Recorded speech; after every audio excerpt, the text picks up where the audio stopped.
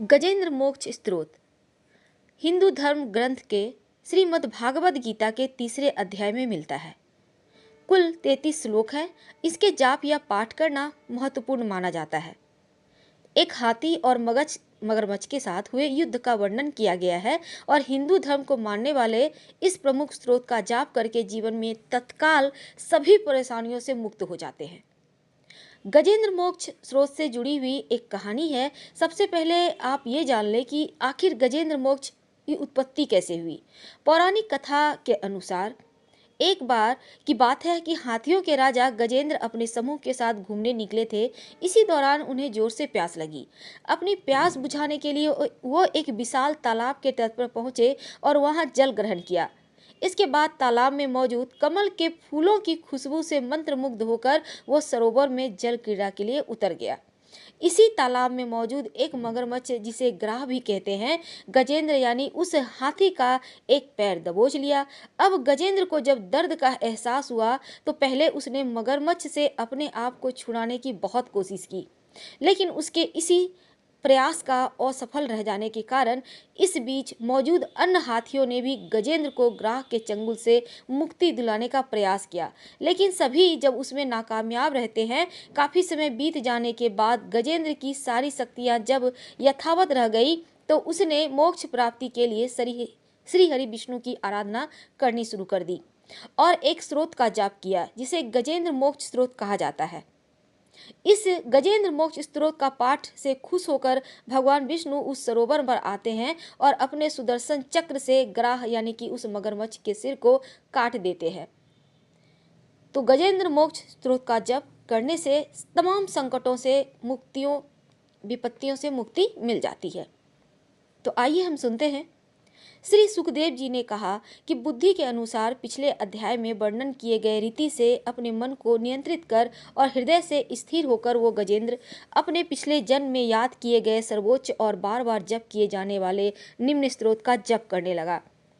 गजेंद्र ने मन ही मन श्री हरि का मनन करते हुए कहा कि जिनके मात्र प्रवेश करने से ही शरीर और मस्तिष्क चेतन की तरह व्यवहार करने लगता है, ओम द्वारा लक्षित और पूरे शरीर में प्रकृति और पुरुष के रूप में प्रवेश करने वाले उस सर्वशक्तिमान देवता का मैं मन ही मन मनन करता हूँ।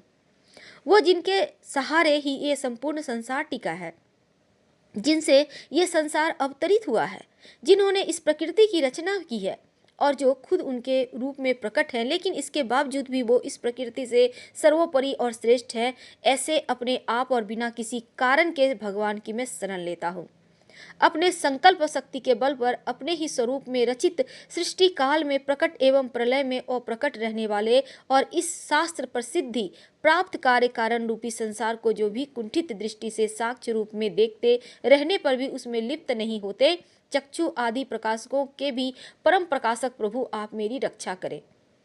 बीतते समय के साथ तीनों लोकों और ब्रह्मादि लोकपालों के पंचभूत में प्रवेश कर जाने पर और पंचभूतों से लेकर महत्वपूर्ण सभी कारणों के उनकी परम करुणा स्वरूप प्रकृति में मग्न हो जाने पर उस समय दुर्भाग्य और घोर अंधकार रूपेण प्रकृति ही बच रही थी। उस अंधकार से परे अपने परम धाम में जो सर्वव्यापी भगवान सभी दिशाओं में प्रकाशित करते हैं, वो ईश्वर मेरी रक्षा करे।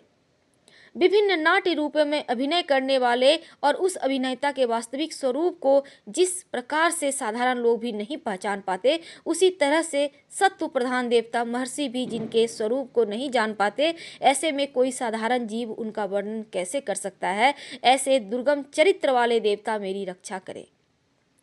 अशक्ति से मुक्त सभी प्राणियों में आत्मशुद्धि प्रदान करने वाले, सबके बिना कारण हित और अतिशय साधु स्वभाव ऋषि मुनि जन, जिनके परम स्वरूप को देखने की इच्छा से साथ वन में रहकर अखंड ब्रह्मचर्य तमाम अलौकिक व्रतों का विधिवत पालन करते हैं, ऐसे प्रभु ही मेरी गति हैं। वो जिनका हमारी भांति ना तो जन्म होता है और न जिनका अहंकार में ही कोई काम होता है, जिनके निर्गुण रूप का ना तो कोई नाम है ना ही रूप है, इसके बावजूद भी वो समय के साथ इस संसार की सृष्टि और प्रलय के लिए अपनी इच्छा से जन्म को स्वीकार करते हैं। उस अनंत शक्ति वाले परम ब्रह्मा परमेश्वर को मेरा नमन है। उस प्राकृत आकार सहित रहित अनेक रूप वाले अद्भुत भगवान को मेरा बार बार नमन है। स्वयं प्रकाश और सभी साक्ष्य परमेश्वर को मेरा सत सत नमन। वैसे देव जो नम वाणी और चित्त वृत्तियों से भी परे हैं, उन्हें बार बार नमस्कार है। विवेक से परिपूर्ण पुरुष के द्वारा सभी सत्व गुणों से पूर्ण निवृत्ति, धर्म के आचरण से मिलने वाले योग्य मोक्ष सुख की अनुभूति रूपी प्रभु को मेरा नमन है। अपने सभी गुणों को स्वीकार, शांत रजोगुण की स्वीकार करके अत्यंत और तमोगुण को अपना कर गुण से जाने वाले, बिना भेद के और हमेशा सद्भाव से संपूर्ण ज्ञान धनी प्रभु को मेरा नमन है। शरीर के इंद्रिय आदि के समुदाय रूप और सभी पिंडों के ज्ञाता, सबों के स्वामी और साक्षी स्वरूप देव आपको मेरा नमन। सभी के अंतर्यामी, प्रकृति के परम कारण लेकिन खुद बिना कारण प्रभु को सत सत नमन। सभी इंद्रियों और उसके विषयों को जानकर सभी प्रतीतियों के कारण रूप संपूर्ण जड़ प्रचंड और सबकी मूलभूता अविद्या के द्वारा सूचित होने वाले और सभी विषयों में अविद्या स्वरूप के भासने वाले देव को मेरा नमन है। सबके कारण लेकिन खुद बिना कारण होने पर भी बिना किसी परिणाम की वजह से अन्य कारणों से विलक्षण कारण आपको मेरा बार बार नमन है। सभी वेदों और शास्त्रों के परम तात्पर्य मोक्ष रूपी और श्रेष्ठ पुरुषों की परम गति देवता को मेरा नमस्कार है। वो जो त्रिगुण रूपों में छिपी हुई ज्ञान रूपी अग्नि, उन गुणों में हलचल होने पर जिनके मन में मस्तिष्क में संसार को रचने की ब्रह्म वृत्ति उत्पन्न होती है और आत्मा तत्व की भावना के द्वारा विधि निषेध रूप शास्त्र से भी ऊपर उठकर महाज्ञानी महात्माओं में जो खुद प्रकाशित हो रहे हैं, ऐसे ईश्वर को मेरा नमन है। मेरे जैसा शरणागत पशु के समान जीवों की अविद्या रूप फांसी को हमेशा के लिए पूर्ण रूप से काट देने वाले, परम दयालु और दया दिखने में सभी कभी भी आलस न करने वाले नित्य मुक्त प्रभु को मेरा नमन है। अपने अंश से सभी जीवों के मन में अंतर्यामी रूप में प्रकट रहने वाले सर्वनियंता अनंत परमात्मा आपको मेरा नमन है। शरीर, पुत्र, मित्र, घर और संपत्ति सहित कुटुंबियों में असक्त लोगों के द्वारा कठिनता से मिलने वाले और मुक्त पुरुषों के द्वारा अपने हृदय में निरंतर चिंतित ज्ञान स्वरूप सर्वसमर्थ ईश्वर को मेरा नमस्कार है। जो जिन्हें धर्म अभिलषित भोग, धन, मोक्ष की कामना से मनन करने वाले लोग अपनी मनचाही इच्छा पूर्ण कर लेते हैं, अपितु उन्हें विभिन्न प्रकार के अयाचित भोग और विषनादी वारसत शरीर भी देते हैं, वैसे अत्यंत दयालु प्रभु मुझे इस विपदा से हमेशा के लिए बाहर निकाले। वो जिनके एक से अधिक भक्त जो मुख्य रूप से एकमात्र उसी भगवान के शरण में हैं, धर्म, अर्थ आदि किसी भी पदार्थ की लालसा नहीं रखते, जो केवल उन्हीं के परम मंगलमय एवं अत्यंत विलक्षण चरित्र का गुणगान करते हुए आनंदमय समुद्र में गोते लगाते रहते हैं, उस अविनाशी सर्वव्यापी सर्वमान्य ब्रह्मादि के भी नियामक और भक्तों के लिए भी प्रकट होने पर भक्ति योग द्वारा प्राप्त, अत्यंत निकट होने पर भी माया के अवतरण के कारण अत्यंत दूर महसूस होने वाले, इंद्रियों के द्वारा अगम्य और अत्यंत दुर्विज्ञ अंतर रहित लेकिन सभी के आदि कारक और सभी तरफ से परिपूर्ण उस भगवान की मैं स्तुति करता हूँ।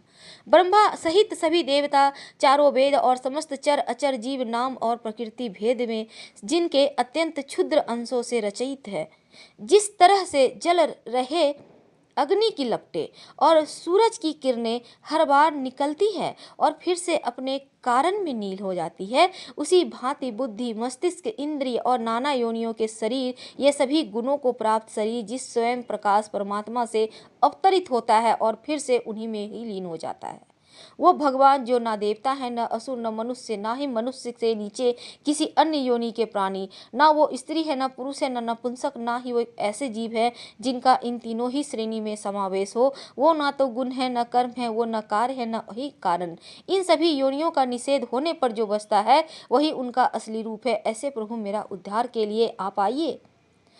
अब मैं इस मगरमच्छ के चंगुल से मुक्त होने के बाद जीवित नहीं रहना चाहता। इसकी वजह यह है कि मैं सभी तरफ से अज्ञानता से ढके इस हाथी के शरीर का क्या करूं।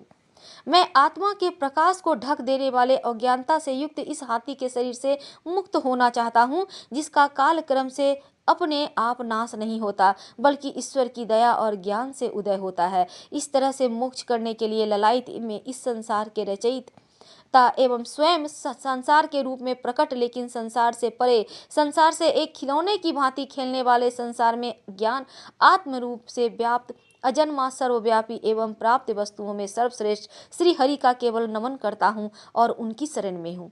वो जिन्होंने भगवत रूपी योग के द्वारा कर्मों को जला डाला।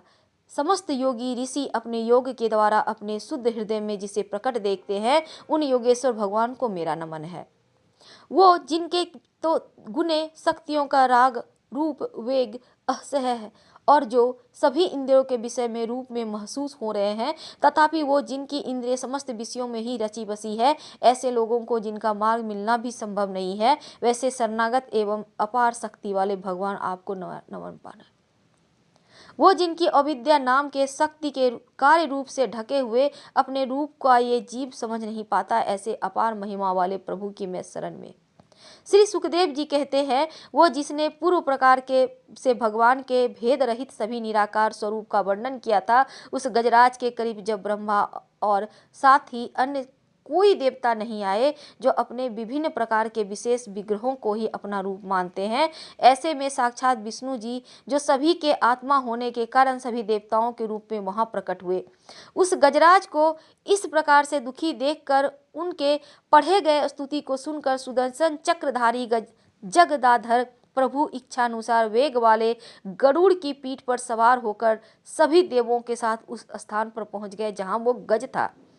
सरोवर के अंदर महाबलशाली ग्राह द्वारा जकड़े और दुखी उस गज ने आसमान में गरुड़ की पीठ पर बैठे हाथों में चक्र लिए भगवान विष्णु को देखकर अपनी सुर में पहले से ही उनकी पूजा के लिए रखे कमल के फूल को श्री हरि पर बरसाते हुए कहा, सर्व पूज्य भगवान श्री हरि आपको मेरा प्रणाम। सर्व पूज्य भगवान श्री हरि आपको मेरा नमन।